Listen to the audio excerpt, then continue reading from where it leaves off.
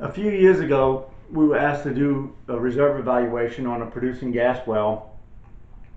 So we were able to do that and we got pretty good results. But several years have passed since we did that, and now we have the actual results of the well. So I would like to go through the steps that we used and how the results and see if we got it right. So let's take a look at that. The well we're going to look at is the borrow number one. We're going to look at the reserves and the actual results from the well. The project area is southeast Louisiana in the Kings Ridge field, Lafourche Parish, Louisiana, just south of New Orleans. The field is developed. There's several wells. The study area is right here in red. And the earliest wells in the field were drilled in 1955, so this is a mature field. In November 2012, I had a client that called me and said, we have a producing well. It's been on production for several years, and we just ran a new bottom hole pressure survey, and we would like you to update the reserves and generate a reserve report for us. So I said, well, what do you have? And he said, well, we've been producing for 10 years. Here's the production graph. Flow and tubing pressure declining steadily. We have the gas rate here and the oil rate. And we can provide you with all of our data, pressure logs, structure maps, revenue and OpEx, core analysis, some previous reserve estimates.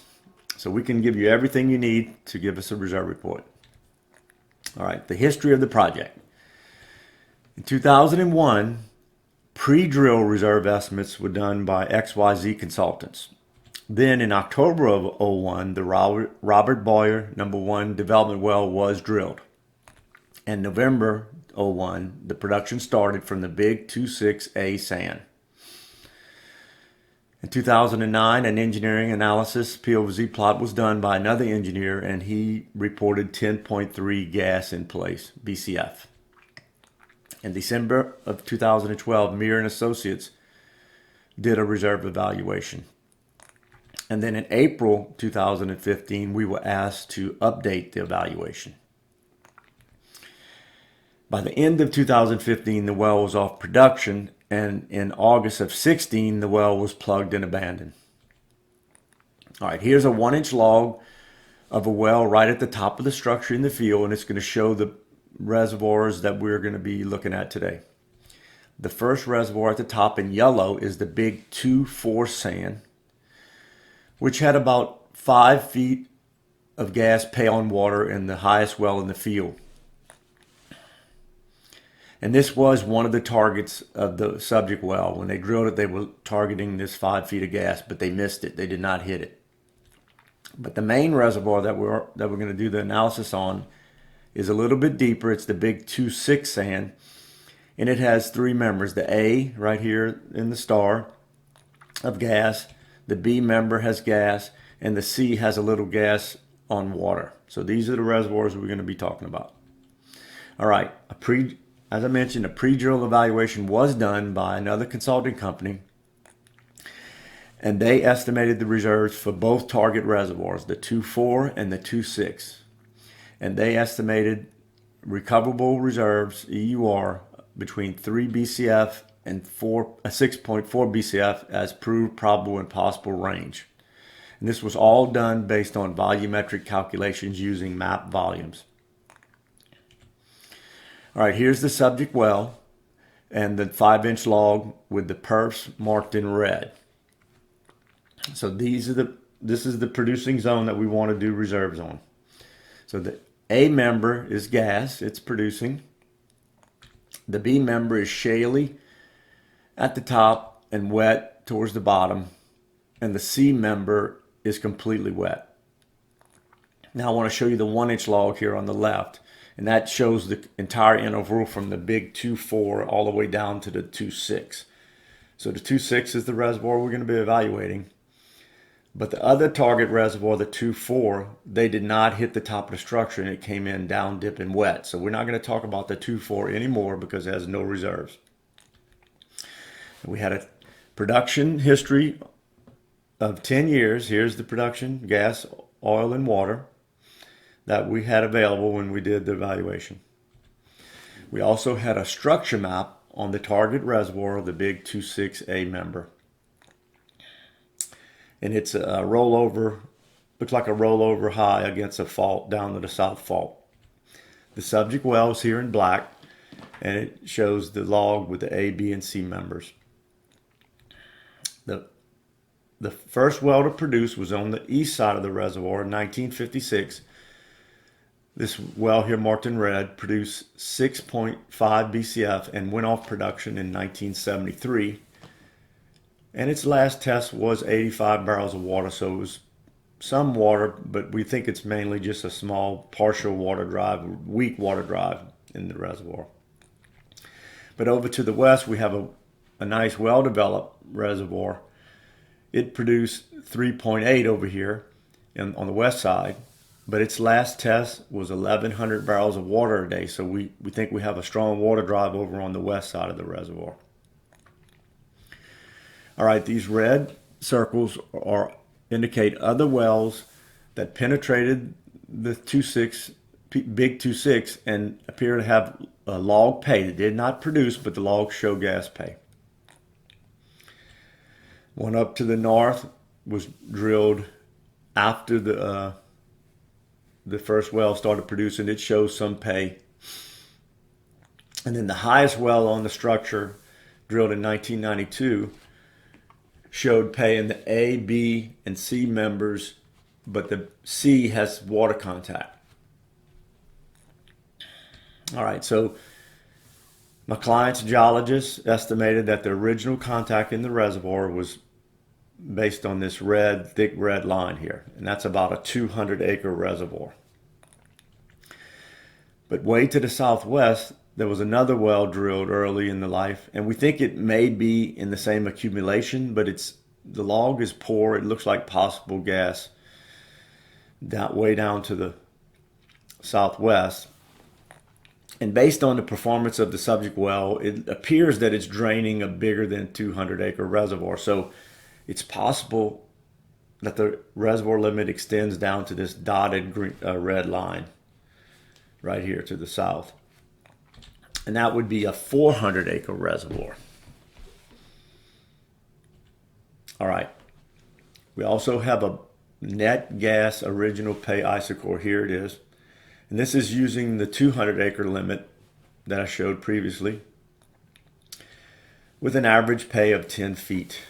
And that would be version 1 of the map. Like I said, as we discussed the performance of the well, we thought that the original reservoir size could have been bigger. So we did a different interpretation with a lower down dip limit. Here it is on the right, and that's about 400-acre reservoir. So that would be version 2. So we have 2 versions of the reservoir map. And we had a note from the geologist saying he believed that the bigger interpretation was more correct. All right, in 2009, another engineer did a P over Z plot, and he had 3 points and a pretty good straight line, and he reported a gas in place for the reservoir of 10.3 BCF. And that would be at the time of the borrow well being drilled. All right, so for my 2012 evaluation, I decided to use a P over Z plot, material balance, but I wanted to correct for compressibility. So I compiled all the data, pressure and cum, and used equivalent volumes of gas, that includes the condensate, and calculated the Z factor and a correction factor for compressibility. I used a variable rock compressibility here shown on the right, and it's pretty subjective, but it helps me get a straight line P over Z using those compressibilities. So here's my P over Z plot. It was based on variable rock compressibility for the correction factor. The corrected values are in green, and you get a good straight line on the P over Z plot, indicating depletion drive.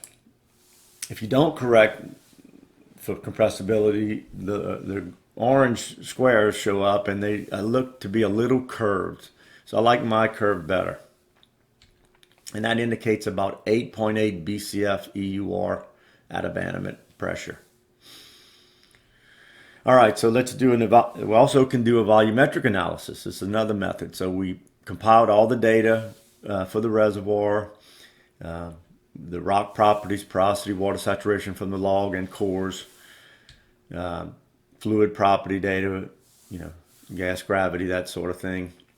Then we had to estimate the reservoir volume. So we had about 400 acres. And then we kind of manipulated the net pay to get it to match the POVZ reserves, but we didn't have to play with it too much, but about 11.7 feet average. And we calculated the gas in place, recovery factor, and all the parameters using a volumetric method. And that was done to fit the POVZ volumes, which were easy to do.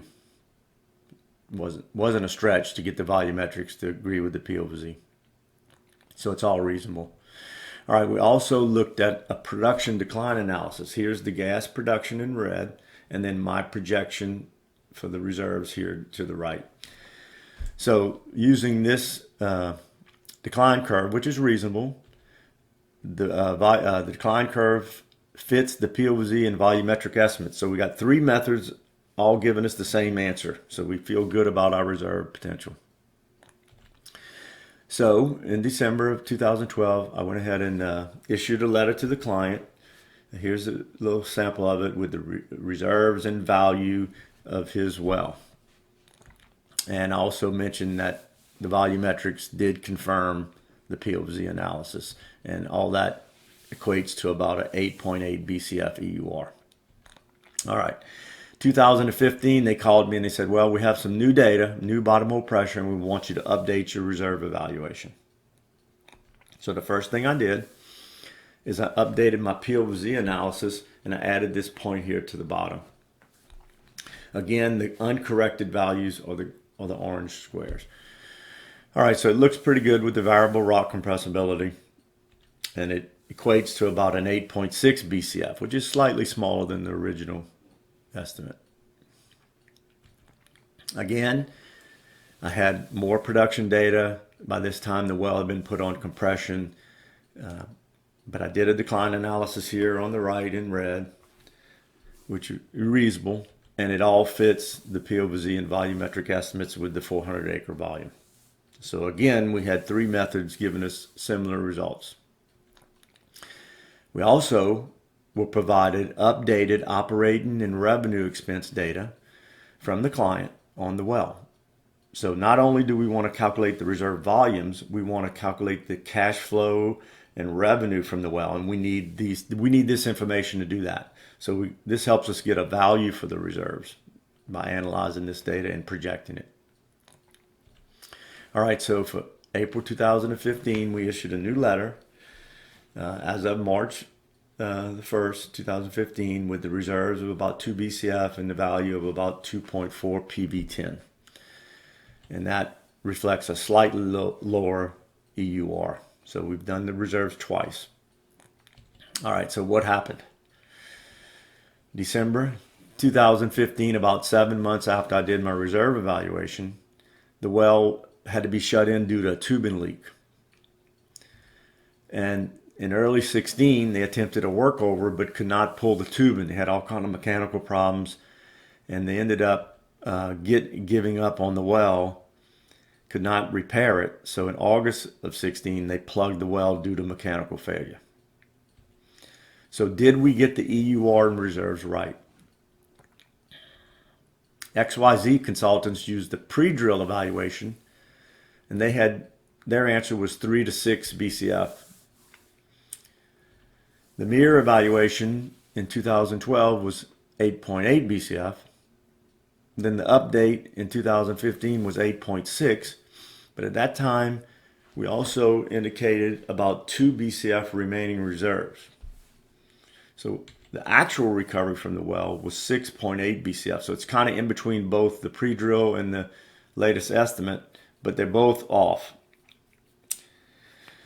So the actual recovery after the 2015 evaluation is 0.2 2 BCF, but we had estimated 10 times higher reserves at that time. So we were off by a factor of 10. So what can we learn? Even the best engineering work can be wrong if mechanical issues come up. And should we take into consideration the mechanical risks in the reserve estimates, especially for the value of the well? And if you only have one well that you're doing reserves on, you can easily get it wrong. So that's what we learned. Hope that was informative. If you want to look at the backup data, I have all that. Just reach out to me on LinkedIn. I'll send you the data. But I hope that was informative and interesting. And thank you for watching.